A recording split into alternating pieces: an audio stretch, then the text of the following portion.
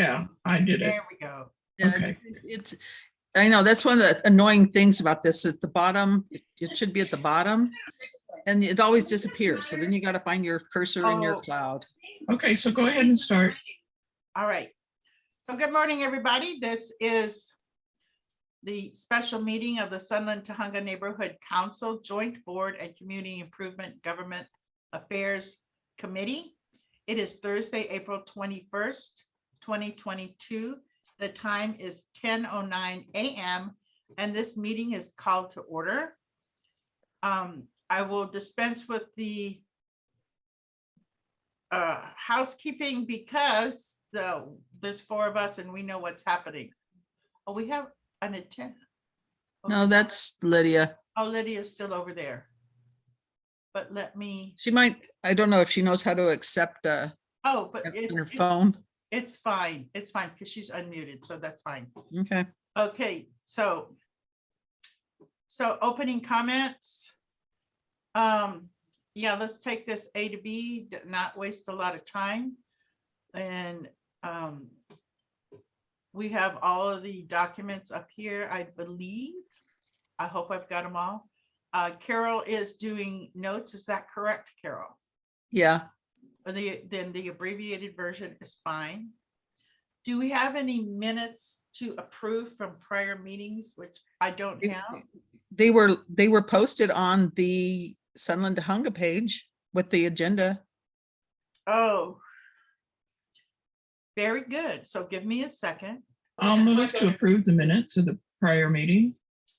Thank you. Do I have a second? I'll second. Okay. So any comments? Originations? Okay. In that case, take it to vote, Carol. Okay. Lala, Abstain. I haven't read them. Cindy, Yes. Carol is yes. Lydia, Yes, Excellent. Motion passes. Okay. So number 5 here, discussion possible action, council file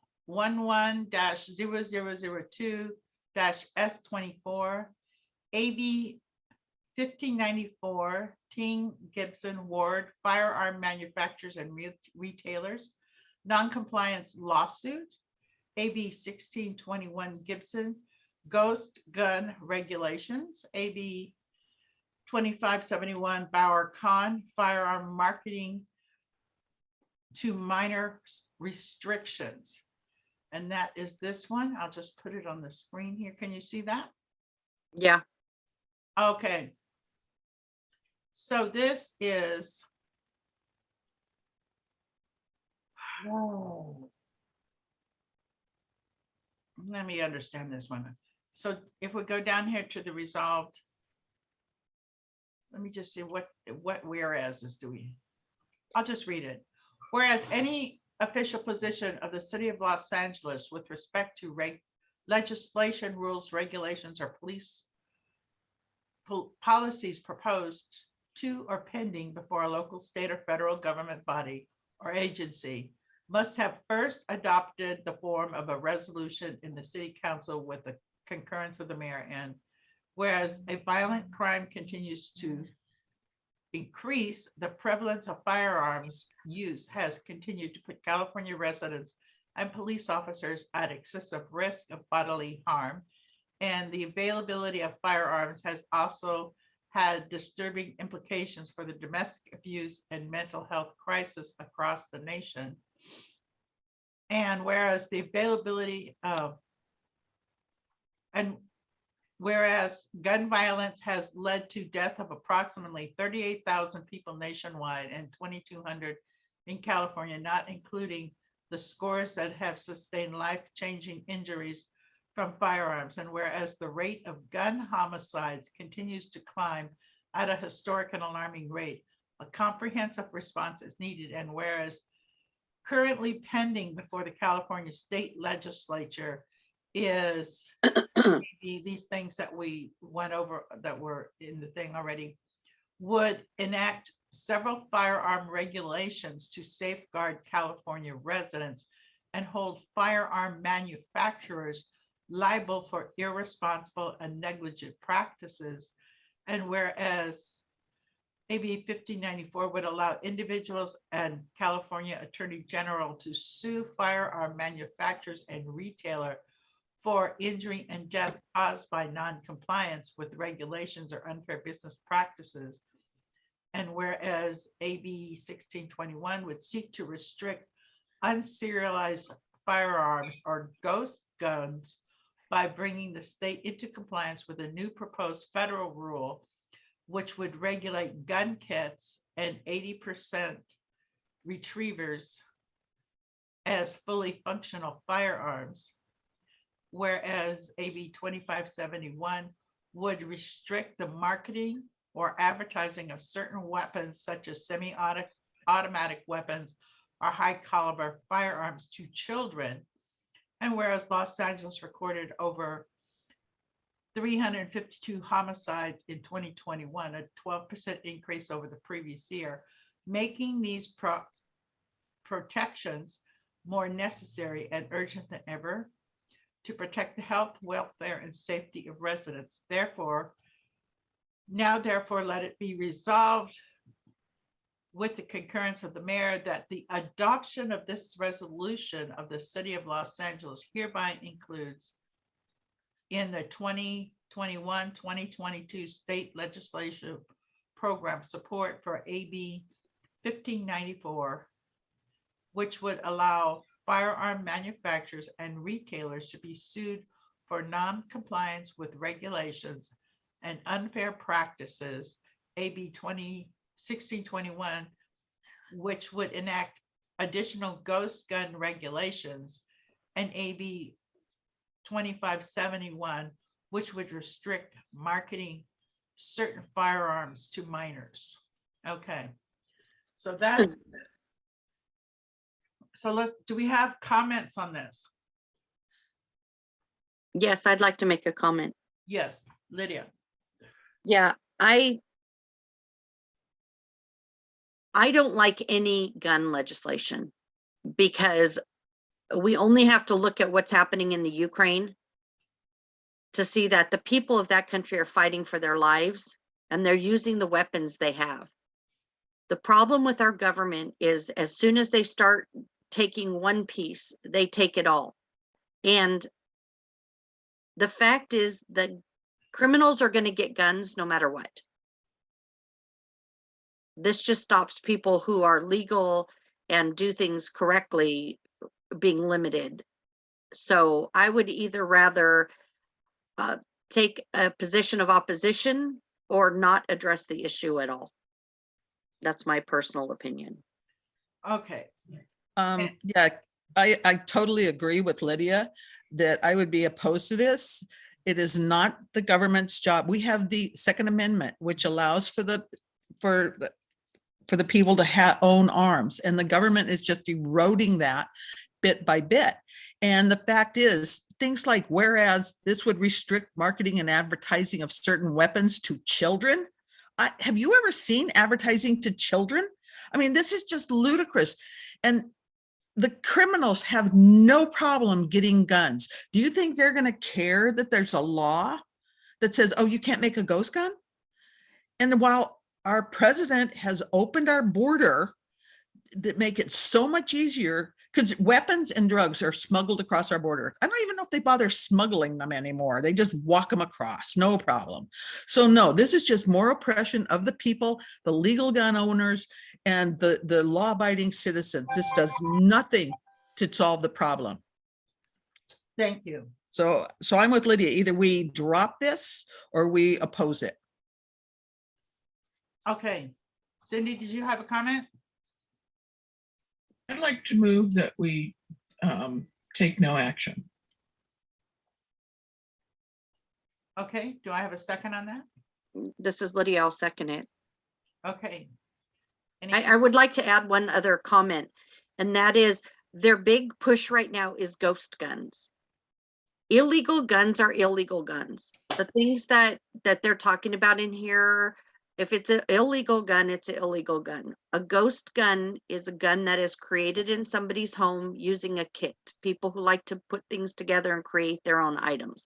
Once you do a gun, it has to be registered legally. If you don't register it legally, then that's a violation and that's an illegal gun. Right. So they're trying to stop people from being able to create their own guns. And like I said, the fact is the criminals are going to get their guns no matter what. But people who do it as hobbies and things like that are the ones who are going to be penalized. And they're the ones who actually legally register them. So I would rather we take no position. Thank you. I would just like to say, I personally would like to oppose it, just so that we're on the record for the Second Amendment. It is true that ghost guns made from kits are often individually crafted for special collectors and stuff like that. It's not the guy, you know, in his home who figures out how to do a zip gun and, you know, so he can rob the 7-Eleven. You know, I mean, those are technically ghost guns as well because they're not registered. But this is not going to affect them. So Lala, in going along with your point, do you think that taking this to the board with a no, an opposition will pass rather than a no position?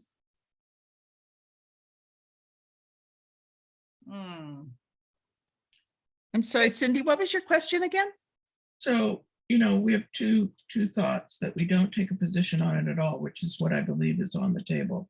Yeah. But if we were to modify or amend that motion to say that we take an opposition to this council file and go on record as taking an opposition, my question is, will the board pass that? Well, it would be heated. It would be. It could be. Go ahead. No, I was going to say, you're right. It could be heated, but people need to remember that guns don't kill people. People kill people.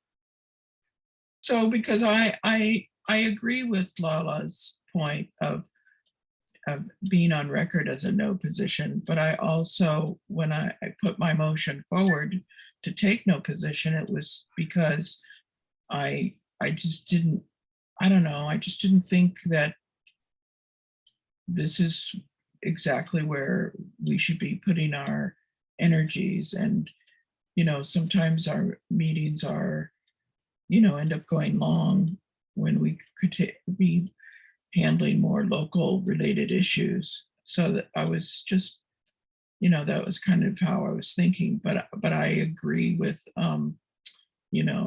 Lala, and wonder if,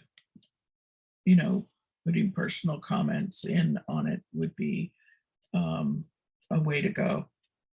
And so I'm just putting the thoughts out there. Thank you. Okay, we have another attendee. Do we have any comment from the attendee? Hi, Karen, did you want to speak? No, thanks. Just listening in. Okay. All right, all right.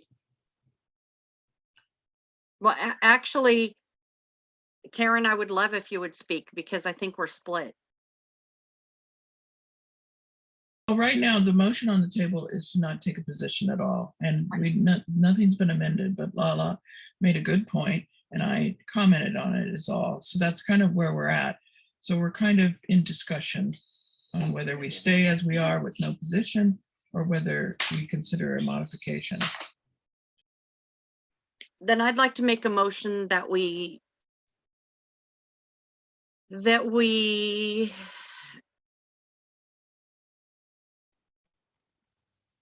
you know what? All of us are very strong people. All of us know we're going to get attacked no matter what we do. So I would like to amend the motion to take a position that the board does address this issue. Okay, Okay, I'll second that. all right. So then the motion is we do address it with a negative we're in opposition to this. Is that correct? Correct. All right. Any further comment on this? Oh, did I get oh yeah, we have a second. Is there any further comment? Attendees? Okay. Carol, take it to the vote, please. Okay. Lala, Yes? Lydia, Yes. Cindy, Yes, and Carol is yes. Good. So yes, we will take a stand on this motion. Thank you. So can I make a motion that we write a CIS opposing this motion? Well, we don't have to. I don't think you have to make a motion to write the CIS. We said we're going to be in opposition, so we need to write a CIS. that's correct. Yes, Lala's correct. Okay. So, and who is going to do this particular CIS? Carol, do you want me to help you with it? Sure. We'll do it together. We're not doing all of Okay. them, but we'll do this one. Yeah, we're not doing Okay. all of them this time. Yeah, I want to, this time when I want to get them like assigned, so we each know at the end of this, who's going to do which ones. And there we go. So we're going to move on to number 6, discussion possible action CF 22-0002 -S16 HR 5227 Lift the Bar Act, Affordable Care Act, Federal Assistance Programs Eligibility Standards, Lawful Presentation, Immigrant Access. So- I would make a motion that we don't address this item. Oh, I'll second it. Okay. Okay. Did you Um, second, Cindy? Yes, I did, but we were both kind of chiming in at the same time. I'll put you down. That's okay. Yeah, the reason why is because immigration issues belong to the federal government, and anything we touch, we're likely to end up in a hotbed of trouble. And I don't think we know enough about the programs and the way they spend the money at the federal level to take a position on this. That's my personal opinion. Okay. Okay, so this is the, Oh, wait.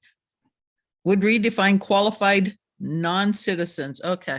All right. Thank you. right, down here at the bottom, it says allowing all lawfully present immigrants to access federal programs without discriminatory bars or waiting periods.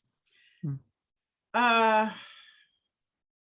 So we right now have a motion to not take a position on this. But I just want to go over this one point to see if we're going to reconsider that or not. Because present immigrants to access federal programs without discriminatory bars or waiting periods. There is a situation which I have personally witnessed where people can come to the US legally. They do things like, I actually had some friends that are Indonesian, and their relatives came here legally and stayed with them because the mother was pregnant. So she came here legally and her baby was born in the United States. She was then able to have her child be a US citizen, get his passport, and go back to Indonesia. Yes. You know, and these are lawfully present immigrants to access. They need to have some sort of not, well, yeah, I've showed up on your borders and now I need all possible benefits. I don't like to talk about the Armenian community too much, but they have this as well, where some elderly immigrants, they come here legally, or they come with refugee status, and they're able to start collecting SSI upon arrival. And I if this is going to expand that kind of thing to not just a couple of programs, I don't want to have it. Now, is it something we need to actually address as a neighborhood council? I don't know. It is federal. Okay, I think there's a lot with this. There's a lot of detail. There's some misinformation I think people may be misinformed on, but I agree that we should not take this on. It's outside of our purview, so to speak, really. And so I really want to push that we just leave it alone. Thank you. All right. Any comments from the attendees? No, I also agree that this is kind of way over our pay grade. Because yeah, I'm like you, Lala. I do know a woman who brought her dad over, who never paid a dime into our system and collected SSI. He also immediately, got Medicare, got all these insurances. I mean, he had just anyway, he really took a lot of money out of the system.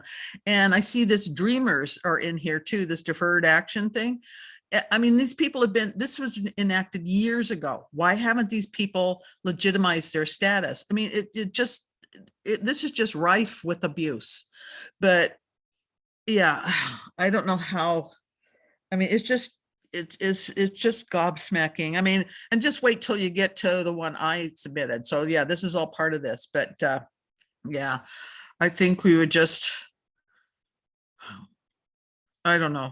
It would lawfully present immigrants. They keep changing the definition of what's lawfully present. That's the problem too. Right, So, right. anyway, Yeah, but at the same time, we're going to get into a lot of it's talking about people with green cards and people with child maltreatment victim orphans who hold special immigrant juvenile status. All this stuff is mixed in there. While I completely disagree with this, I don't know that it would do anything but get a bunch of people upset with us. well, they're already always upset with us. So it's like, Yeah, they're gonna kill us over the gun thing. So, yeah.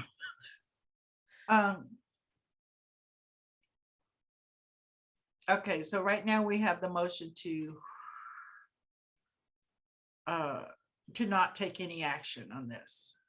So is there any other comment from the committee?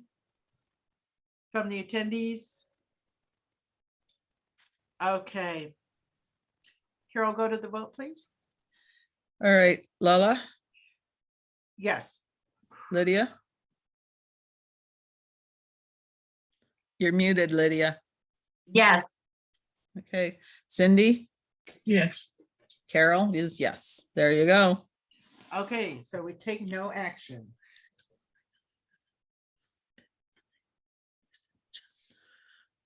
Very good. 7, discussion possible action CF 22-0002-S41 Home Key Program 2.0 Homeless Crisis State Coronavirus Relief Fund State General Fund funding increase. And this is number 7.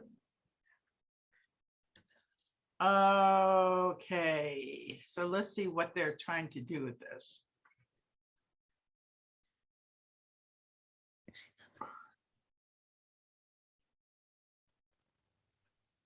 Okay, so they're basically want to increase the amount of funding available in the Home Key program.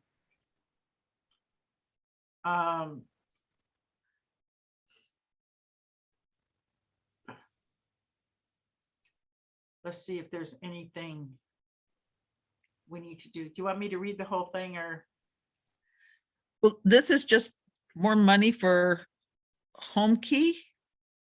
Home Key, yeah, that's where. No, I know what it is. I'm just, Yeah, that's basically I'll just read, it says, now therefore let it be. Now therefore be it resolved with the concurrence of the mayor that the adoption of this resolution, the city of Los Angeles hereby includes in the 2021-2022 state legislative support program support and or sponsorship of legislation or administrative action that would increase the amount of funds available in Home Key Program 2.0. So it's the state increase. So to me, I see the whereas currently deliberating on awards, and the council should advocate for the advancement of some or all of the $1.3 billion reserved for Home Key 3.0 be made available for eligible products in the current round in order to tackle homeless crisis with urgency and increase funds.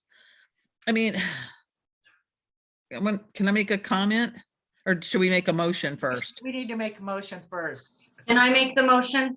Go for it. I make a motion that we do not approve the continued dumping of, I shouldn't say that, the continued funding of Project Home Key until there's accountability for the nonprofits and the projects to make sure that the people who living in the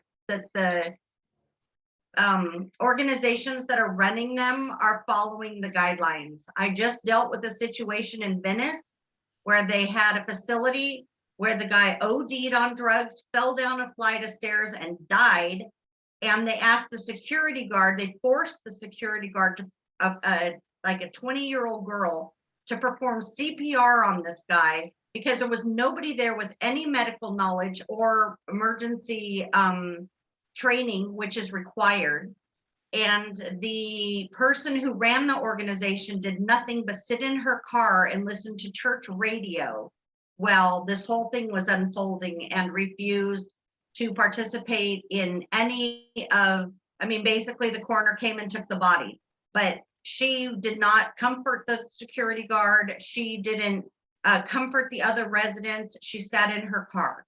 There has to be levels of accountability put into place if we are going to continue funding these items.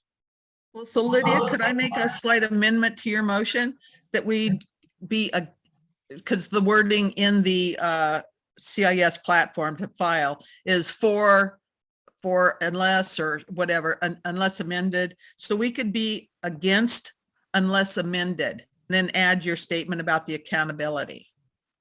Yeah, that's fine. Good. Do we have a second? I'll second it. Thank you. Okay, comments? Okay, yeah, I tend to agree with Lydia. We are just throwing money at with no accountability and no enforcement of the actual rules that already exist. And I know from other studies that I have read that you're gonna feed 6 bureaucrats while you're feeding one person that needs care. So I'm applying that to this. This is just a way for a bunch of special interests to get more money without really taking care of these people that need help. So yeah, I agree against unless it's amended to include the accountability. And let me tell you something very frightening. According to the documents that we have been reviewing, when they take a hotel, and the money you're talking about is not to take care of the homeless. With Project Room Key, they actually purchase or build a hotel. Then the path or whoever the organization is that's going to run it, the contracts that we've been reviewing show that at the end of 5 years, those buildings are being given to the organization who runs the homeless shelters. Well, that was kind of why I was wondering about the thing about the zoo and the LA, that LA is going to help a nonprofit find a place for a rehab center. Is that it? We're going to buy the property and give it to them? That's my concern. We Well, the just thing hand is over our the city zoo- taxpayer dollars. The zoo is already owned by the city. I think that's just gonna be a partnership into perpetuity. But we actually have the documents that show that it basically says at the end of 3 years, as long as they get the property, in 5 years, as long as and that they have to keep the organization going, or the shelter going, unless it isn't feasible. And there's no description as to what no longer feasible means. So there has to be changes to the way they do these things before we should approve them, in my opinion. Also, they're not full. None of the shelters are full of people. Really? Yeah. With the amount of homeless that we have, I mean, do they just not want to go in, or does nobody give them a key, or do we know? Yeah, they said it had to do with COVID, but they still aren't full. There is a website, I don't have access to it, but a friend of mine might, that actually gives the different shelters and how many beds are still available. I'll see if I can get access to that. Okay, that would be good. So do we have any other comment on this from the committee? From the attendees? All right, so the motion that we have is against unless amended, correct? Correct.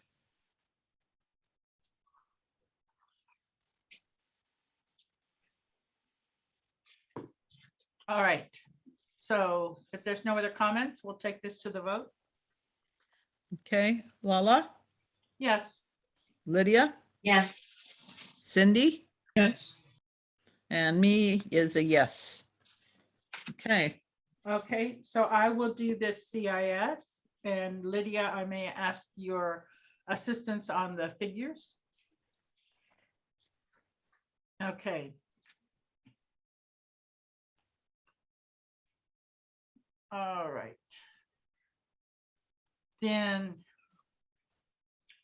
discussion, possible action, number 8 here, CF 20-1575. CF. Okay. Yeah, I submitted that one, Lala. If you'll stop sharing your screen. Okay, you have something to put up? Okay. Is it full screen? Let me.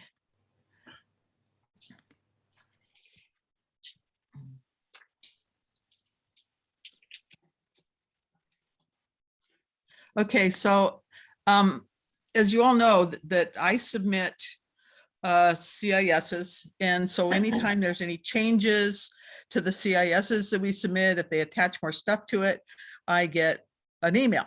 Well, this came across my email the other day, and this is legislation, and it's regarding legislation that's come up again in our state legislature. And basically this bill, this one, which is, I don't know how many pages long, but this is talking about taxpayer protection and government accountability. And they talk, it's talking about how the people of California pay among the highest taxes.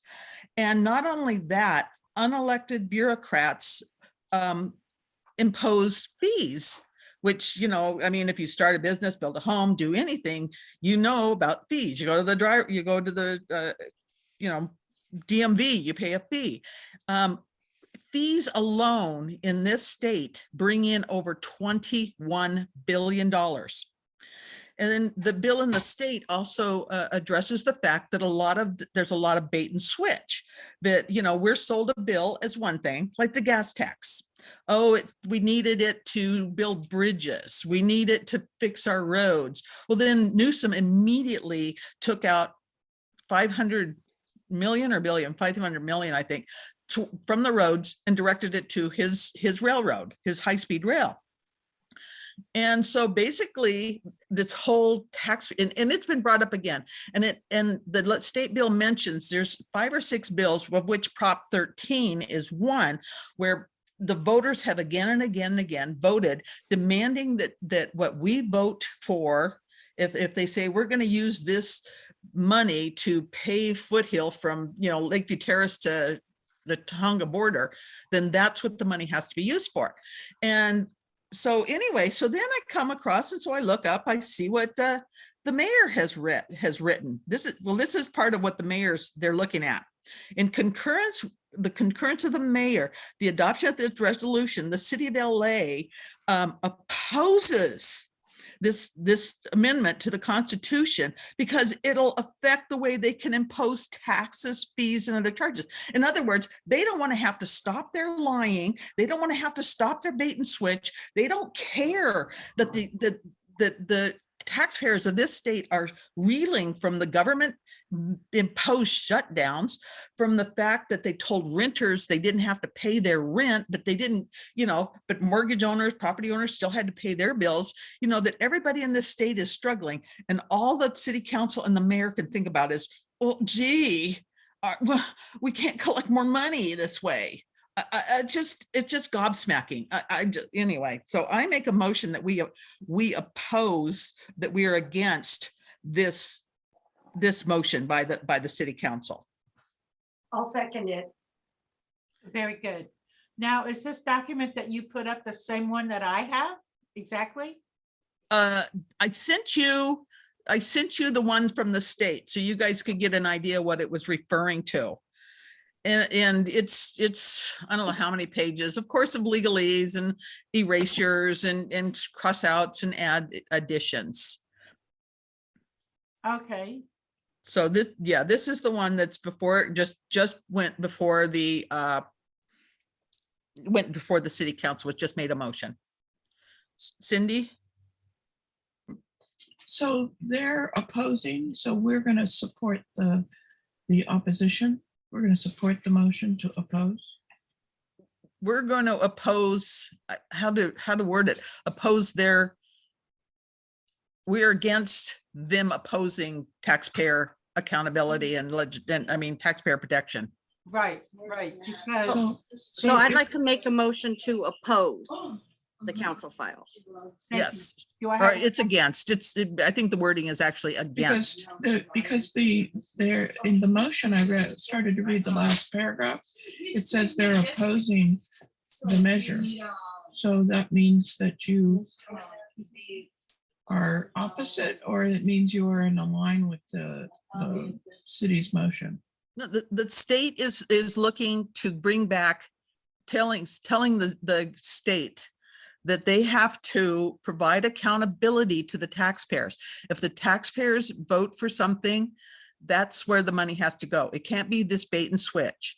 It can't be just imposing fines and fees and stuff without the voter approval, that they're trying to bring it back into the lap of the voter, and that the voter gets a say, that they can't create new taxes, and they pretty much do. I mean, they, look at your property taxes and you see, a list of bond measures about 6 inches long, but they're saying that this needs to be accountable to the people, to the voters, is what the state. Are you saying that we are opposing the city council's version, Yes. but we support the state's version? Yes.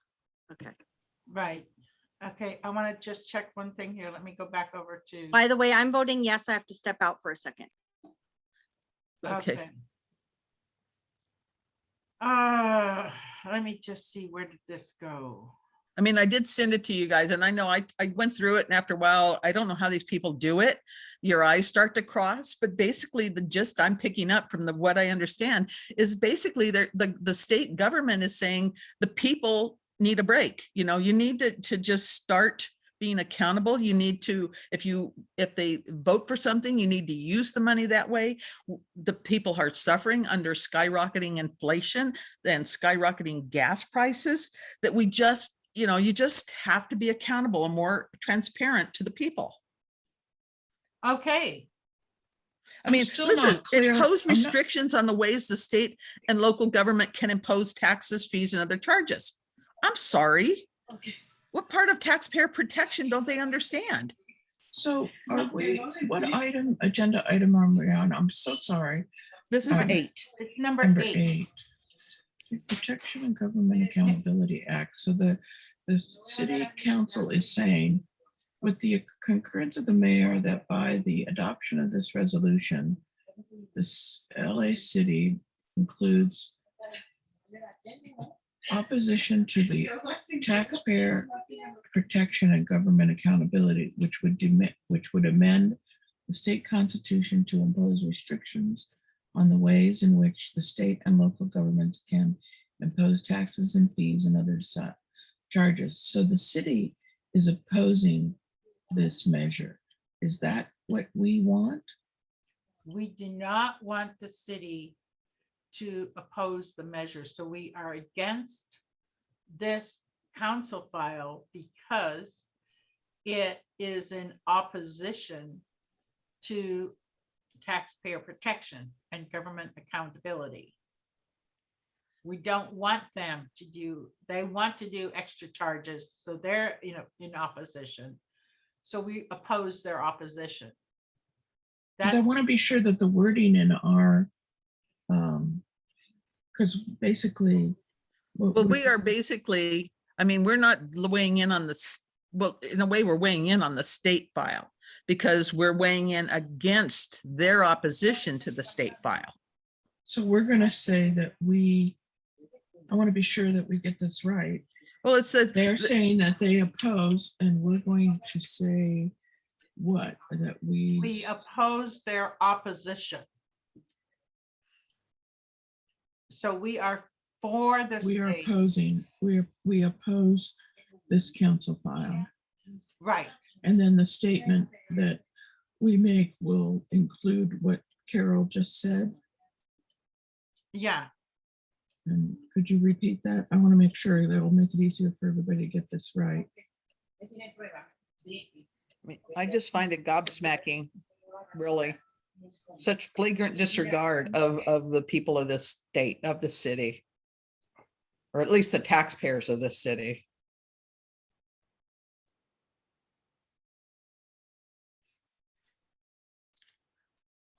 okay. Because their measure is, their opposition is saying Taxpayer Protection and Government Accountability Act, which would amend the Constitution to impose restrictions on the ways in which state and local governments can impose taxes, fees, and other charges. So we're going to say we don't agree with that there should be any change. No, saying that we're saying that we don't agree that LA should oppose the changes because they're going to be putting restrictions, not on the people, but on the governments who haven't been accountable. We like Okay, as long that. as you have your wording right. This is a convoluted one because of the way it's worded. So we have to Right. go in for the board to make it really. Well, basically, they're just upset that they would amend the state constitution to impose restrictions on the way state and local governments can impose taxes. And in the state one, it says that the people that when they ever they want to raise taxes and things, they have to bring it to the voter, and they cannot do the bait and switch. They cannot say it's for one thing and then turn around and use it for another. There's an I can't remember where it is in the state one.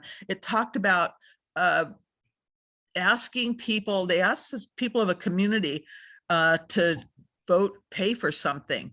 And I can't remember how it was worded, but anyway, it became a tax and it wasn't proposed as a tax. So here then the people said, okay, we'll pay for this, but then all of a sudden they're taxed for it. So it was, they weren't clear about what they did, but it was a kind of a bait and switch on the people. If you go back and you read the state one, it's more clearly. I can't bookmark things on with my computer, but it was just an example of bait and switch. I mean, basically, I mean, the fact that there should be more accountability, especially in Los Angeles, that, and they're upset about it is just, I can't believe it. I mean, really, that they're asked to be accountable and they can't, that's just intolerable to them. Right. And that there might be some limit on the amount of taxes and fees and other charges. Oh, that would be terrible. That's open checkbook. Yeah, exactly. They don't want to have to be accountable to us. They just want more money. And especially with all these programs they come up with, it's just, yeah.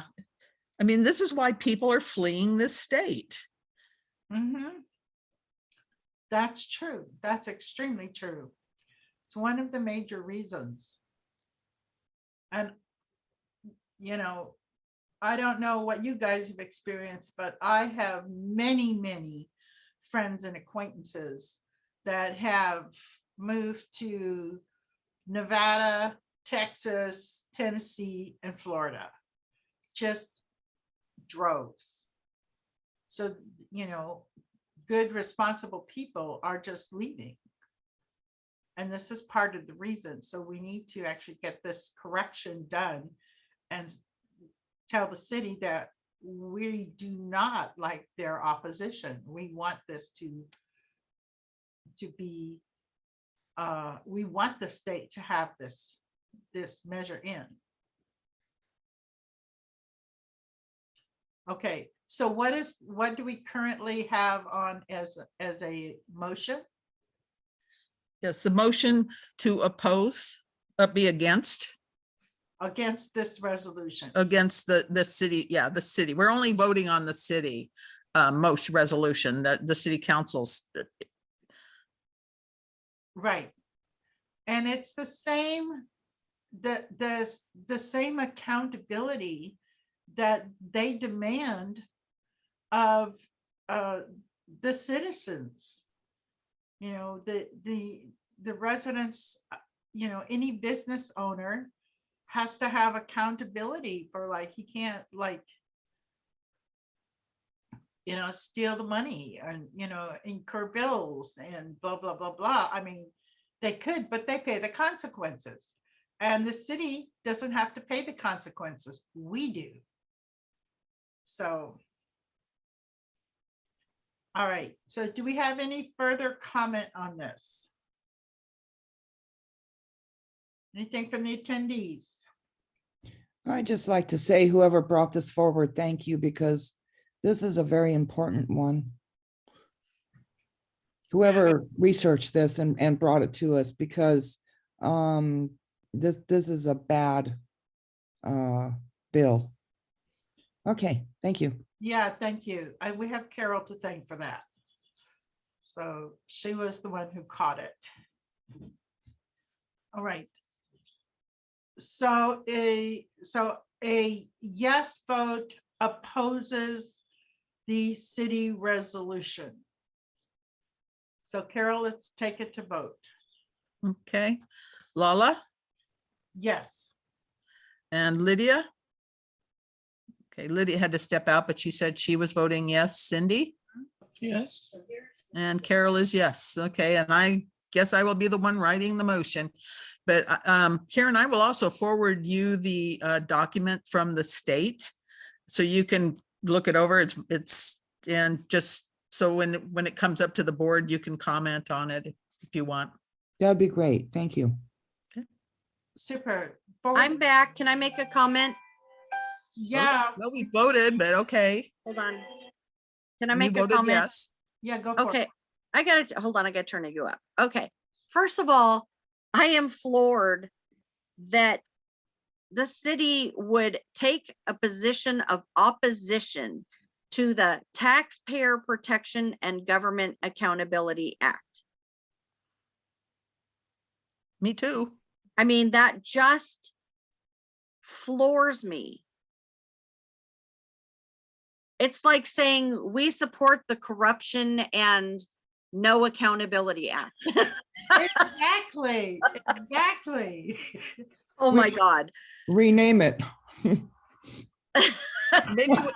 we could put that in our comment when I go to the CIS. Why didn't you just rename this resolution the No Accountability and No Protection Act? Yeah, yeah. How about let's screw the Taxpayers Act? Yeah, There you what the go. heck? That's what they're there for. Wow. Unbelievable. Exactly. Okay. Okay, so Lydia, we did vote while you were out. Yeah. And we counted your yes vote. That's fine. And with that, let's move on. And I do not have the letter. I'm hoping that Lydia or Oh, Well- yeah, I gotta get on that. Yeah, there should be two letters. One is the response to Dunn's letter, and one of them is the and I'll Vanessa. know and I'll know more about it because one of them is response to the letter where they were telling us that we needed to put changes in our bylaws and standing rules, which is completely inappropriate, but we did send in our bylaws, and now the department has contacted me that they want to have a meeting with me in regards to those bylaw changes. Is that So- under old business, Lydia? No, because it's in response to the Dunn letter. So what I'm trying to say is there may actually, as of Monday, there may be even more information that needs to go in that letter. okay. So do we need to move this forward then to the executive committee so you can have that meeting? Yes, it should be moved forward, but there's two letters. One is the response letter to Dunn. And the other one is the letter to the city council in regards to actions that Raquel Beltran took. There was two letters on our last agenda. So I think we postponed them, so they should still be good to go on to the meeting anyway. The second one is Raquel Beltran, and this is actually kind of comical. Can we finish the vote on the number 8 and wrap that On one the up? Dunn letter? No, number 8. Let's We just, did, did we? Oh, okay, sorry. Yeah, we did. yeah. It So just seemed like we're it- on to the Dunn letter, so we could Yeah. just take comments on that and vote on that and Yeah, so we will, so basically what I'm trying to say is there's two letters, and the second letter was Raquel Beltran wrote a letter to the city council asking for full power to be able to mandate whatever tests, whatever trainings she wants to the neighborhood councils without their input. because we are kindergarteners and And the- then, yeah, and then on top of it, when Blank put it on their agenda to address it and to see if the neighbor councils wanted to take positions on that, she was angry and yelled at them for not including her in the conversation. So I was at the bank meeting and this came up there as well. Uh-huh. And her, what I gathered from her position is she does not create or come up with the trainings that the neighborhood councils have to have. Those, she didn't say specifically, but I think we all know that the requirements for training come from bonds or come from the charter, such as the ethics training and the plan for neighborhood councils. But what she does do is and she didn't say this, but this is my takeaway. She's responsible for seeing that the trainings are provided, adhered to, whatever through. Yes, she was very upset also at the bank meeting that she doesn't get a time to make a presentation. She wants to make a presentation on on how this all comes about, which will mean that you'll have Anne Marie's PowerPoint and you have to sit through 20 or 30 minutes of all the history and how it got to where it is and what it is that you do. And then by the time you get through all of that, then what does it mean? So Anyway, those are my takeaways at this point, that she doesn't require the training. The trainings are required by others, and she has to implement them or see that they get done. So that's how I see her position at this point in time.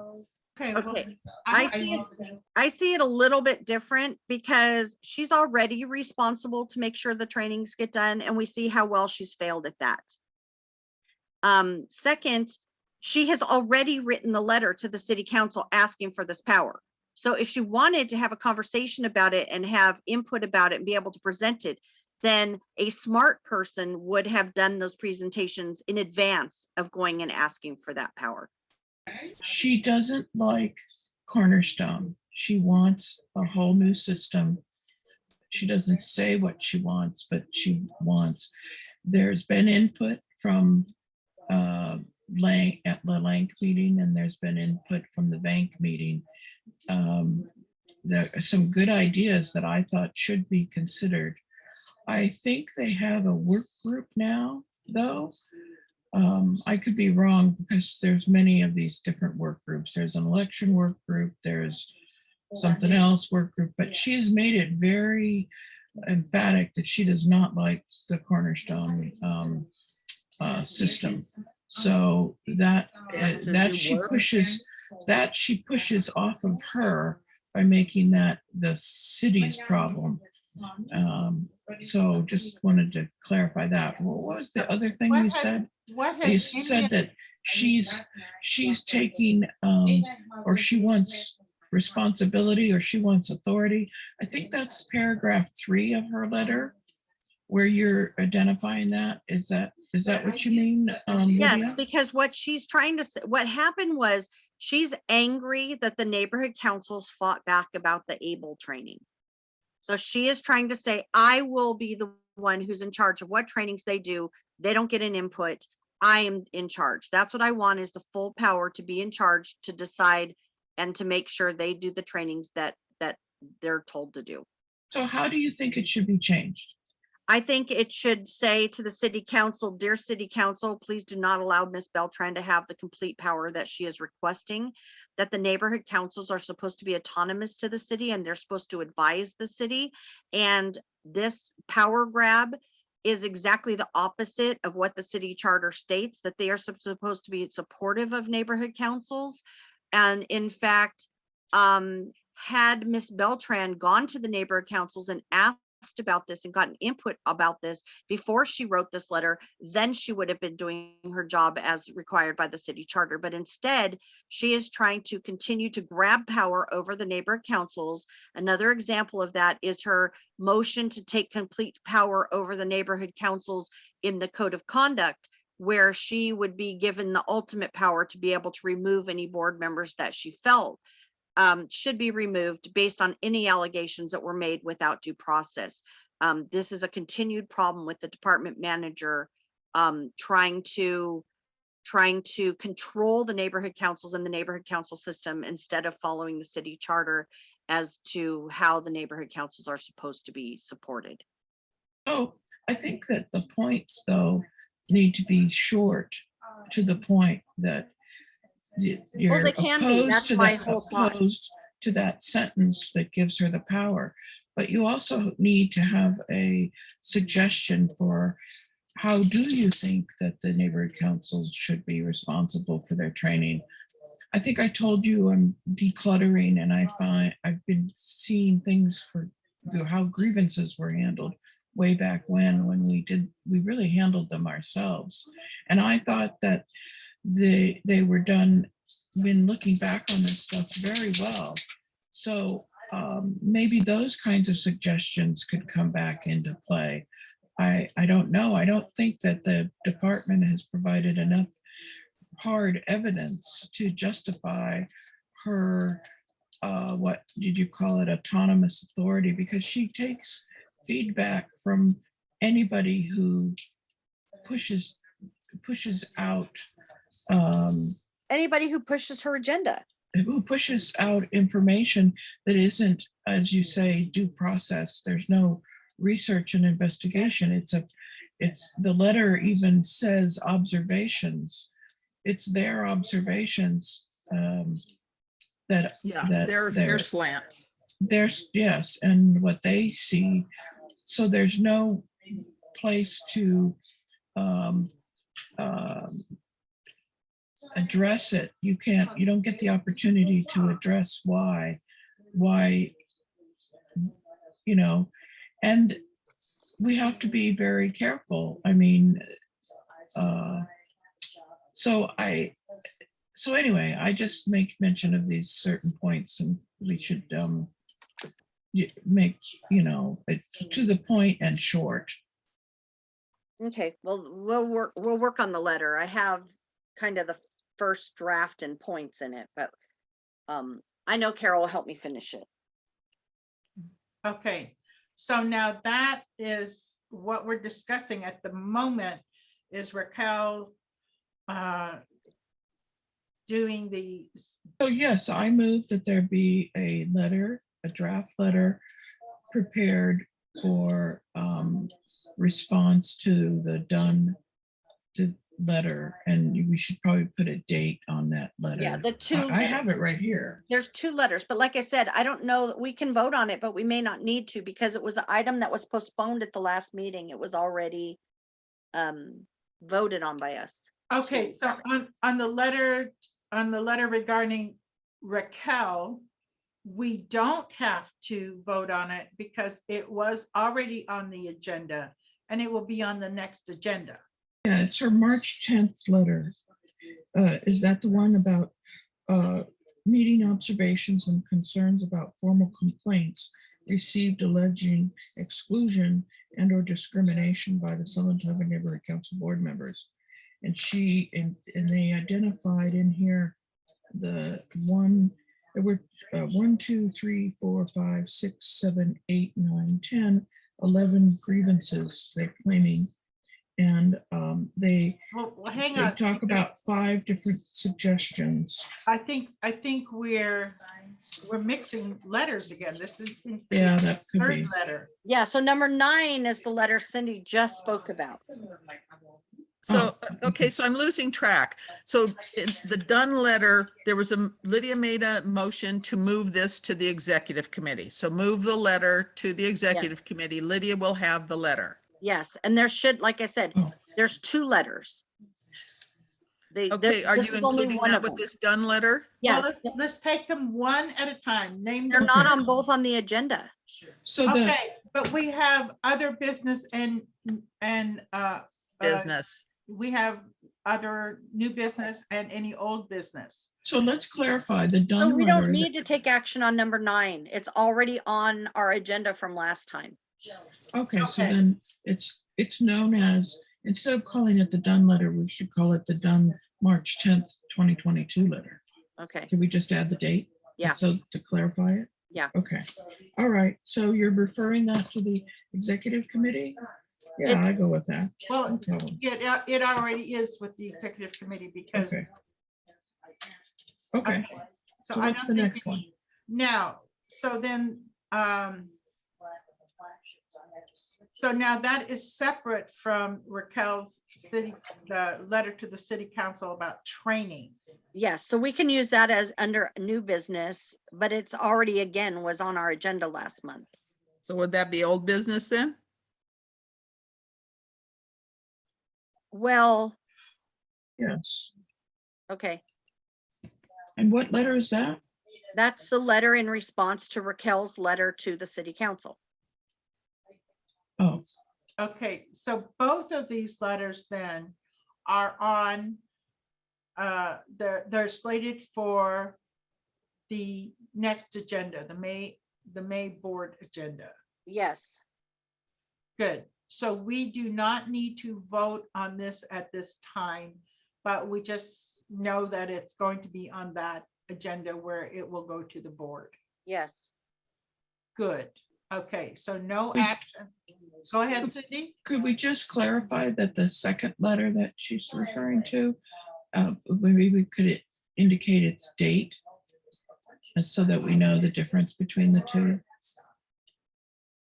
The one in number 9 is specific to the STNC. The one in number 10, the one in this now this other one that you're talking about is for all the whole neighborhood council system, I believe. Is that right, Lydia? Yes. Okay, I don't know if I have the date she sent that letter. I don't know if we have the whole letter. I'll look for it so I can get that to Carol. So just Okay. so it's in their minutes, Okay. that's all. good. Good. So do we need to do any other action on number 9? No. No, okay. And any other new business that anyone wants to bring up? Yes, so we have had several that have come through the STNC contact list of people who would like things on the agenda. Mm-hmm. I'm looking them up real quick. You One of have a new attendee. I just want to let you know in case they wanted to speak. okay. Oh, okay. So, Do, So okay, so, yeah, go ahead. one of the items was the oak tree item. Has that been taken care of? I do not believe so. I saw that and I wasn't quite sure which oak tree, where, when, how, who. It was just like somebody's cutting down an oak tree, which is not a good thing, but so So don't. Carol, did you contact them? I sent an email. I Okay. replied to his mail. Basically, it appears that the oak is on private property, the Monte Vista trailer park thing. And so I contacted Patty Potter of the land use and asked her. And I mean, it was very short notice, for city work. I mean, because I think today and tomorrow, whatever, they were going to take the oak down. And he was asking what we could do. And so I asked Patty and she said first the person needs to contact the city councilwoman and he needed to contact the Department of Urban Forestry.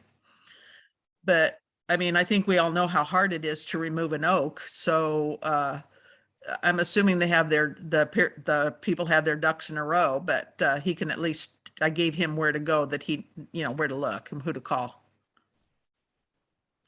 Okay. Okay, so then we had one with the homeless person, and I know that was taken care of because she wrote a thank you letter. Hold on, I'm looking them up. I know we get a lot of them that are kind of ads or organizations who, I don't know. Some of them are things we can do, some of them aren't. So I also received a letter on somebody who wants us to take a position on the healthy streets ordinance. Matthew Schneider is his name, or Michael Schneider. He was actually at a couple of neighborhood council meetings. I was at one last night. He was at, basically, he wants like 10 minutes to do a PowerPoint presentation on healthy streets. And what it's about is to make the city set up a vision 0. The city set up the safe streets, what they wanted, as far as bike lanes and bulb outs and all those things that cut down on the amount of cars that can be on the roads. And the city has only produced a very small amount of that. So that this is a ballot measure that they want to send to the ballot to force the city to push the plan that they had in place that they have not been implementing. And that means that whenever they restripe roads, that they, instead of repainting the lines on the roads the way they are, they need to repaint them with the new way it should be, which means narrowing the lanes, putting in bike lanes, things like that. So he wanted to know if he could come speak. I told him I needed to check. So I wondered what you guys felt about that. Can you tell me what's the outcome of his presentations? His outcome is that he wants to get letters from all the neighborhood councils to support a ballot measure to go to force the city to start implementing more bike lanes and that. And his comment last night was, it's all about oh, what did he say? It's about global warming, climate change. It's about climate change, and bicycles don't create air pollution. Okay, So I think that if his presentation can be short and at the beginning of, say, public comments, that would be good. But if he's asking for more like 15, 20 minutes, I don't know that that is a good idea right now. Well, I think that his whole presentation was only like 10 minutes total. Carol, what about when you saw him? I think they gave him 3 minutes, but I didn't time it. Yeah, and he mentioned that he'd just been to Northridge. I mean, my take on it is we will all live in apartments, we will all take the bus, and we will all be happy. That's fine. That's fine. That's fine, but it's good to see these presentations. We have a lot more. One thing I notice is, we have a lot of, I call them wild drivers, people who drive, and the vehicles are very loud, and they add those thrusters or whatever you call it onto them. And we have a lot of folks now also more on bicycles, and more on scooters. And I think you're going to see more of that. I think for an awareness a presentation and broad information, I think is not a bad thing. And if it's short, like you described, putting it at, say, the beginning of public comments or just before would, or, at the, where other presenters come, something like that might be a benefit, so that the community has the broad information. That's all, and can maybe make a few comments about what's unique to our area, so it's not all coming from. Well, it comes with emotion. They want emotion to support that the neighborhood council is taking a position to support them. right. And that's my Well- concern, is that I don't know that our board will support them. We are in a high fire danger area, and we can't afford for them to do. I mean, You how many know- bicyclists do you see on our roads on an average day? But And I've never seen understand it what you're before. saying, but I think that it's good for the community to be presented with, all this information and options. I understand, and we have every weekend cyclists that come through here. Right. And But they're and not on people Easter with- Sunday, Okay. I had an encounter with a cyclist on Easter Sunday. So you never know. Right, Okay, but I think the issue is they're not talking about putting in bike lanes for recreation. They're talking about putting in bike lanes, so that's how you will go to work and to the grocery store. He even So- said that last night. So why don't you just refer this to the stat committee, and where we have traffic and transportation? Wouldn't that be the better thing? Oh, that might be a great idea. yeah, I think yeah. that's a good idea. Yeah, I like that. And it's like, I don't have anything against anybody making a presentation, because there is freedom of speech. Absolutely. However, my personal opinion is that aligning bike lanes with global warming is totally ludicrous. And the bad drivers are going to continue to be bad drivers on more narrow streets. They're not going to improve their driving because we put in a bike lane. And if this were to come to the board, I would hope that we would vote in opposition to his motion. But I think sending it to the stat committee would be an excellent idea. I think that that's a good idea too. I'll go ahead and talk, I'll forward it to Pat and talk to her about it. Okay, but before we forward, I have a comment from Karen. Yes. Yeah, I think it's a good idea to have what is being suggested and the road diets, because they are happening. And I think that whether any individuals opposed or for it, that the community should hear it. So Ditto on sending it to stat, safe, Pat's group would be a good idea. Yeah, and one thing that they're leaving out here, and that really needs to be considered in all of this, is people with disabilities. Absolutely. A lot of people aren't going to walk to the bus station, which, by the way, they need to clean up before the majority of people would even use it. So I think, just somehow keep in mind or bring it forth that what about people with disabilities? It's just not feasible for a lot of people. Yeah, I mean, this thing, if it were to pass, I'd be out of luck. Yep. Me too. I would be completely out of luck because unless I got a motor scooter or A golf cart. yeah, I'd go for that. but No, or how about people with families? I mean, you got 4 kids and you're gonna go visit grandma. You're gonna Right. take 4 kids on whatever the bus comes along with maybe all the stuff you're toting to grandma's. I mean, it's the same with this tramway that's going in downtown. They expect people to ride the train down to catch the tram to go up to Caesar Park. And it's like the homeless are now using it.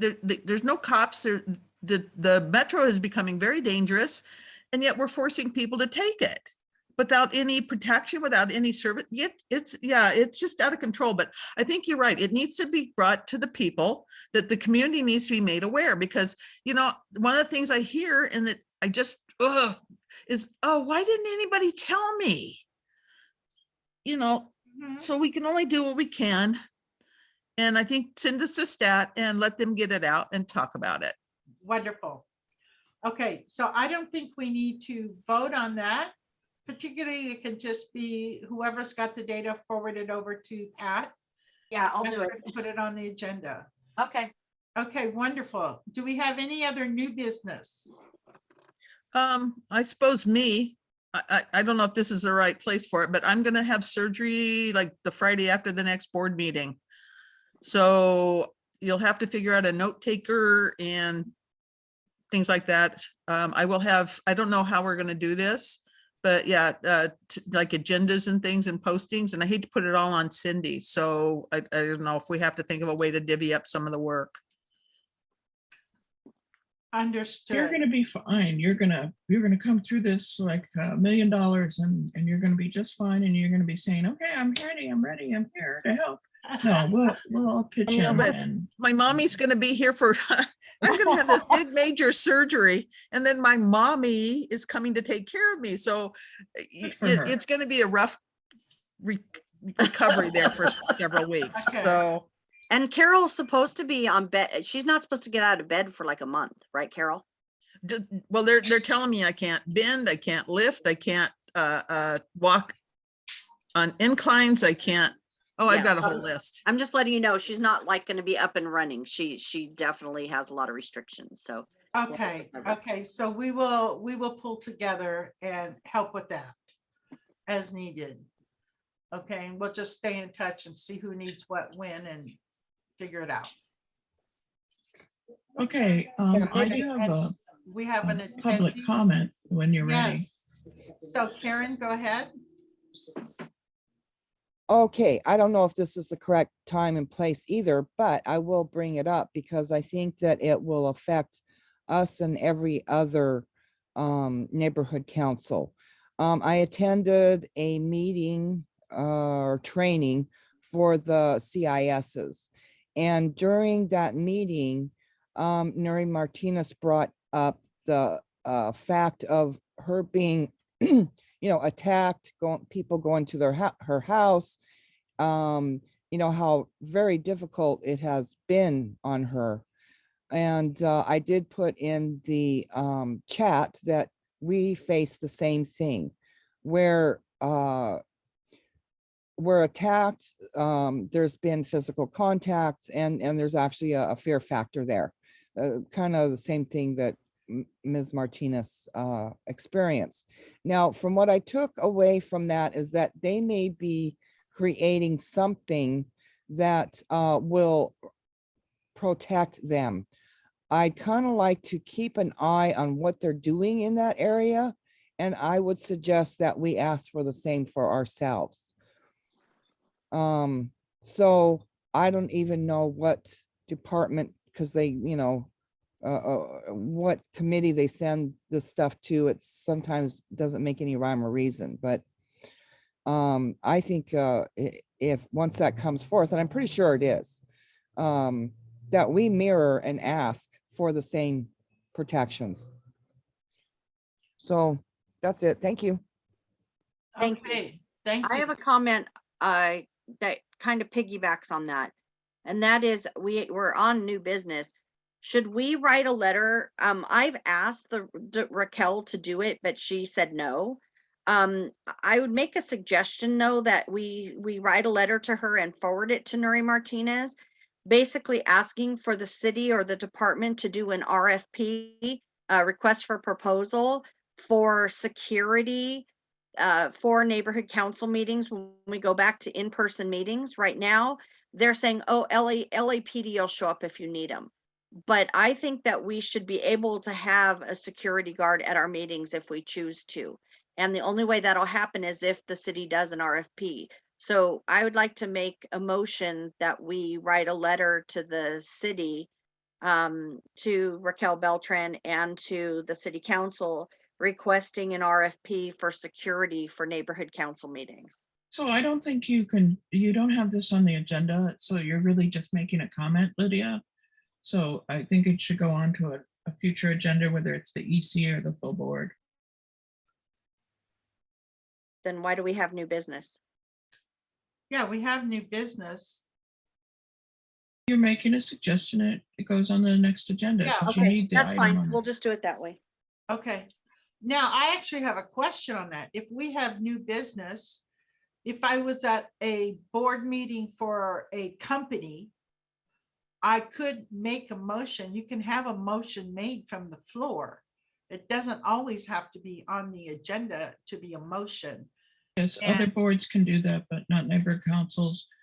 We have to have our agenda items on the posted agenda Okay. because we're under the So- Brown Act. Oh, I see. I see. Where that's construed as a Brown Act because somebody brought it up and it wasn't agendized. I see. So, But you're making a suggestion for a future agenda item, not a bad suggestion. Let's, okay, so do we want to, Lydia, do you think we want to put that on the executive agenda or do we want to put it on next month?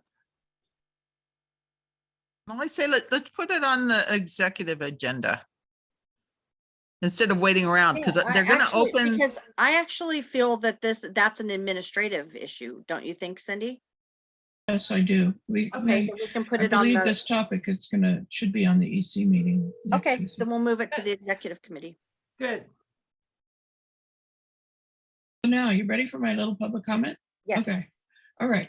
So the federal grants monies, housing and community development funds are, there's 2 meetings coming up, Tuesday, May 3rd, 5:30 to 6:30, and Wednesday, May 4th, 5:30 to 6:30. They're both Zoom meetings. This is with regards to Mayor Garcetti's proposed budget for over 140 million in housing and community development federal grants. Projects include housing, parks, shelters, small business support, and more. So they want people to attend and participate in these meetings. We have participated in them before, and Summa-Tahunga has benefited from community development block grant funds in the past. So I am just, it's posted up on the website and it's also on Facebook. If you can help to promote, to get people to participate in this. What in my experience in the past, a lot of people come in from shelters, the shelters type environment, such as domestic violence and things like that. so they get a lot of the funds. It's all about who shows up. So participate and show up, and maybe there can be some funding that will come our way for some of the things that the community would like to see to help improve the community. And if you want to know more, just the flyers are there. They're in English and Spanish. And thank you very much. Thank you. Thank you. Okay, so we were actually finishing up any other new business, which is, that's fine to be a new business. 11 is any old business. Is there any old business we need to take up? Nope. Any Wouldn't update? that be Vanessa's letter? Are We we, got it. We got it. We so that's already taken got it. care of? Yeah, we're gonna put it, it's already on the agenda. We're gonna take care of it. Okay. Okay, good. Lala, my hand's up. I have a comment in regards to Cindy's comment. Yeah, And that is, so there's money available. 2,000, I think it's $2,500 that can go to any organization, including the neighborhood council. But we would have to agendize it, but I have a suggestion, and that is Carol or Cindy. If one of you could send that, especially probably Cindy, because you have access to it, could you send that to Roger Clem? I And gave have it to them him, last night. They got it last night. okay, Yeah. have them submit it for the tree trimming he wants done. Oh, that's a Okay, good idea. I did send them all that this morning, and I sent it to Marjorie to send around. And I can rewrite and just say, look at this for tree trimming. Yeah. And 'cause- I also sent it to the Stark Committee. You know, maybe there's something in there that they can use. Yeah, my only question is, and Cindy, I thought the deadline for applying for that money was really soon. I don't know. There's a couple of things. There was the $2,500 for the beautification grant from, and then this thing that I just announced is something to participate in for federal money. So they're two different things. Yeah, so I want to make sure that the committees or whoever get those. The only thing is if they vote on it in their committee, we're going to have a special meeting to pass it through the board for it to go through to the city. If they Mhm. do it through the neighborhood council committees. Well, Yeah, it's some of too the late. others. Yeah, it's too late for this month. So that it wouldn't even go on their agendas until the end of next month. except for Stark. Yeah. Well, Stark, I think's already submitted theirs too. Yeah, they've already submitted theirs. So. And yeah, just a thought. So I had one other thing under new business I wanted to bring up real quick, Lala. And that is, I attended the Korean American Federation of North LA, their swearing in of their new leadership. And I got an email from them today, and I wanted to read it real quick. It popped up while I was here, just so you guys would know. It says, "Dear President Lydia, we're very pleased to greet you again and thank you deeply for your generosity and presence of our 10th installation of officers ceremony. KAFNLA shall continue to spearhead a social networking, voting power, education, health, and welfare of the Korean American community in the northern Los Angeles County area. We look forward to you and your continued partnership and collaboration for years to come." So I wanted to bring that up because in case, Lala, you wanted to reach out to them, or for the education committee, or for anybody else, they really do want to partner with us. So just giving the heads up. Wonderful, wonderful. Can you forward that to me? Sure will. Thank you. Thank you. Okay. All right. So we finished with new business. And is there any other old business? Lydia still has her hand up. Nope, I'm taking it down. Okay. All right. So update, follow up on prior committee recommendations. Is there anything we haven't covered? All right. General public comment. Do we have any general public comments?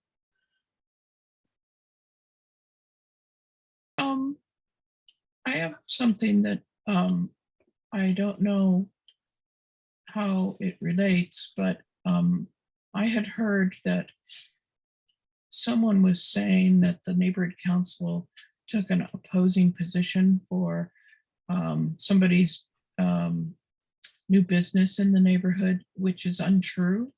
Yeah. And I I think that we should perhaps talk about, not now, this is just general public comment, and so I'm not expecting,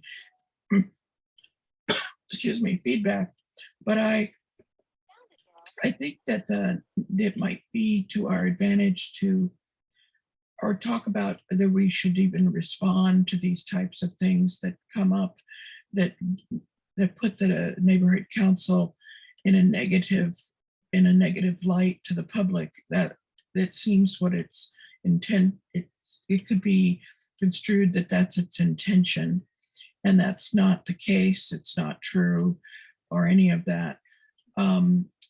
So I just kind of make mention of it, and something to think about on how we can communicate the council in a positive way. And also, the other point is, and everybody I think knows, that this weekend is the 100th celebration anniversary for the Verdugo Hills Cemetery, and I understand some people that we probably haven't seen in a very long time are going to be attending. So look forward to seeing you there if our paths should cross, because it's an all-day event. Okay, thank you. Thank you. And on that last, Carol, did you want to, not Carol, Karen, did you want to give us a little bit more on the celebration and what is going to happen? I, for one, didn't realize that it was an all-day event. And so I have an obligation in the evening, but can you just give us like what we have so far, like what the plan is, what the neighborhood council's involvement's going to be, and how we're going to do that? Yes. And you're right, it is an all-day event. And we're kind of narrowing down our involvement. We will have an outreach table there for the better portion of the day. And the reason I say that is because I think it's important for us to be there at the opening at 1 o'clock. And the schedule, actually, you can find on the stnc.org site. And it's where it's on the back side of the flyer, which, by the way, Craig Hurst or Durst Hurst has added, in partnership with the Summit Tahunga Neighborhood Council. But on the back side of that flyer that's online is the schedule for the day. So like at 1 o'clock, it's the opening of the historic cemetery gates. And then they have the flag raising ceremony, and then opening of the historic flagpole remnants art exhibit, which is really an interesting thing. That was the flagpole that was taken from Bolton Hall and was cut up and given to different artists in the community. And there's actually an online auction ongoing for that, but they'll have displays of some of that artwork, and some of it's really cool. Then they're having the cemetery walking, the big, and I could go on and on, but the big event actually starts at 7:30. And that's the main event presentation where you meet the residents, a poem reading, several speakers, a musical moment, and sealing of the Verdugo Hills time capsule. So it's all people, in the community can, hopefully they can get access to the and know where to go. I've been putting word out to see the schedule. So, folks that don't want to be there 8 hours won't miss what they actually want to see. Let's see. So as far as us, we're going to have a table there. We might take it down midday, especially as the evening approaches, where it's going to be the storytelling and the walk and whatnot. And we will be presenting to Craig a certificate of appreciation for his work. and myself or Lydia will present that. Craig doesn't know this, but we're going to be presenting that to him. But I did ask him for the mic for like 2 or 3 minutes at the most. So yeah, so, and it's supposed to be a nice cool day, not going to rain, shouldn't be a lot of wind. It might just be a perfect day, but it will get cool in the evening. So we'll be there with our outreach table and have our items to pass out and bring awareness of the STNC. Thank you. Wonderful. Thank you very much. Thank you. May I ask a question? Sure. So Karen, call me when we're done with this meeting, but I wanted to ask you, do you need help getting tables and chairs and the easy up out and set up? No, actually Cheryl's going to help me with that. Okay, I'm going to bring a full-size table, I think. Or I've got even a mid-sized table. Might go with that. But I'm actually going to go to storage and pull out 4 or 5 chairs. I have the table, and then Cheryl's bringing her pop-up. So I'm going to be there at 12 o'clock and set up way ahead of time. okay, And so we're set that we just need a little manning of the table. So, we can, the people, we can enjoy it too. We can wander off and have someone man it, but, Mhm. yeah, so we'll probably end up just being there,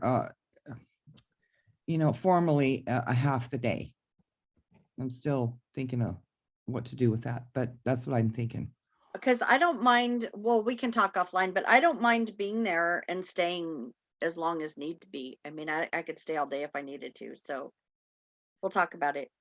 Okay. Yeah, maybe we plan of action Yeah. and, okay, thanks. Okay, Yeah, thank you very much. I am planning to be there for part of the afternoon, and I'll let you know about that, Karen, as soon as I have my schedule worked out fully. Okay, do we have any other comments? Can I comment one more thing? Yes, you may. Okay, if I know that you'll be coming, I will pass out your shirts, the ones that are needing shirts. And if I get my act together real quick today, I'm gonna get the business cards printed and do that too. So, Oh, good. That would be wonderful. Chris needs his shirt. I have mine. Chris needs. okay, Okay. yeah, and I'm keeping track of who has it and who doesn't. I just don't know. I don't want to haul them all. Just let me know who's attending or will be there, even if it's just to pick up a shirt. Okay. So, There might be a way to get people up there. yeah. All right. Thank you. Okay, thank you very much. Do I have any other comments? Okay, well, thank you very much. I think we got a lot done today. And I appreciate all of you attending. And if there's nothing else, this meeting is adjourned. It is 11:46 a.m. And thank you so much for being here. Thank you. thank you. Bye. Bye-bye.